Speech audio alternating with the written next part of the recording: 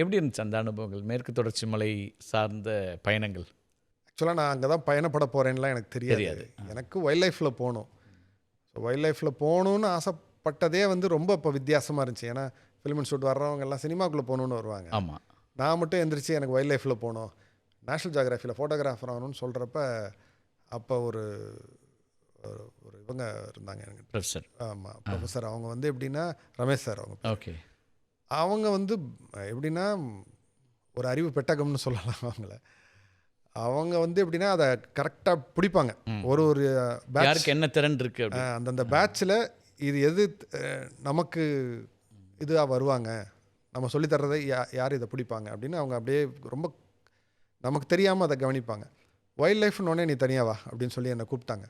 அதுக்கப்புறம் நிறைய டெஸ்ட்லாம் போச்சு. போய் அதுக்கப்புறமா போய் அல்ஃபோன்ஸ் சாரை போய் பாருங்கன்னாங்க.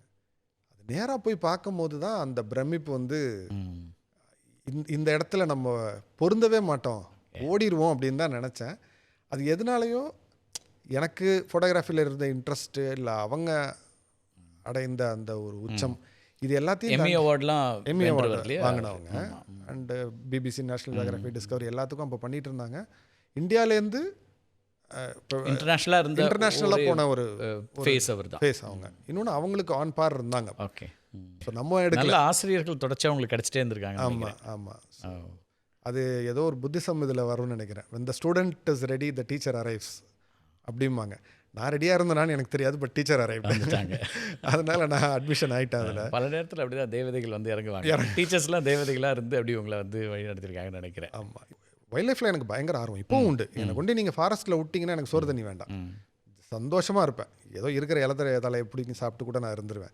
ரொம்ப பிடிக்கும் எனக்கு, என்ன மறந்துடுவேன்னே சொல்லலாம். இன்னொன்று அதில் கிடைக்கக்கூடிய தனிமை. போனால் நானும் சாரும் தான் இருப்போம். ஓகே. அவங்க சார் முன்னாடி போய்ட்டுருப்பாங்க, நான் அப்படியே வந்துட்டு இருப்பேன். பல நேரம் அவங்க ஒரு மரத்தடியில் உட்காந்துருப்பாங்க, நாங்கள் ஒரு மரத்தடியில் உட்காந்துருப்போம். தனித்தனி டென்ட்டில் இருப்போம். என்னறியாமல் மரத்தை கட்டி பிடிச்சிட்டே தான் உட்காந்துருப்பேன். ஏதோ ஒரு மரத்து மேலே அணைவாக தான் படுத்திருப்பேன். நிறைய பூச்சிகள் இருக்கும், பாம்புகள் கூட இருக்கும். இருந்தாலும் அந்த வெறுங்காலோடு நடக்கிறது அவ்வளோ ஆனந்தமாக இருக்கும். அந்த புல் மேலே அந்த சேத்துல நடக்கிறது அவ்வளோ நல்லாயிருக்கும். எப்பவுமே அந்த ஒரு காட்டோட அந்த வாடைன்னு சொல்லுவோம்ல, அது இருந்துக்கிட்டே இருக்கும். ரீங்காரம் ஒன்று இருக்கும் இல்லை அந்த சைலன்ஸில். ஆமாம், அது பேரமைதி இருந்தாலும் ஏதோ ஒரு பூச்சியோட சத்தம், சில நேரம் தூரத்தில் அந்த இரவில் வேட்டையாட வரக்கூடிய மிருகங்களோட ஒரு சின்ன சத்தம் கேட்கும்.